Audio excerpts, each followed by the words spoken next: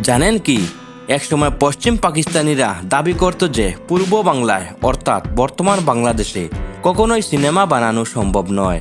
সেই অসম্ভবকে সম্ভব করেছিলেন এক সাহসী মানুষ, আব্দুল জব্বার খান। 1965 সালের 3 আগস্ট ঢাকার রূপমহল সিনেমা হলে মুক্তি পাওয়া আমাদের ইতিহাসের প্রথম পূর্ণদৈর্ঘ্য সবাক চলচ্চিত্র মুখ ও মুখোশ। আজ আমরা জানবো সেই কালজয়ী সিনেমার পেছনের কিছু জানা অজানা তথ্য। তার আগে ভিডিওটি কোথায় থেকে দেখছেন কমেন্ট করে জানাবেন। আব্দুল জব্বার খান নিজেই এই ছবির পরিচালক এবং চিত্রনাট্যকার ছিলেন। তার নিজের লেখা ডাকাত গল্প অবলম্বনে সেই সিনেমার কাহিনী তৈরি হয়। সিনেমায় প্রধান চরিত্রে অভিনয় করেছিলেন নায়িকা পূর্ণিমা সেনগুপ্তা, যিনি বাংলাদেশের চলচ্চিত্রের প্রথম নারী অভিনেত্রী, এবং পিয়ারি বেগম। অন্যান্য গুরুত্বপূর্ণ চরিত্রে জহরত আরা, আলী মনসুর, কাজী খালেক এবং স্বয়ং আব্দুল জব্বার খান।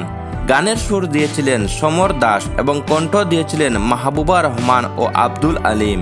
তৈরির সময় এই সিনেমার জন্য কোনো স্টুডিও বা উন্নত ক্যামেরা ছিল না।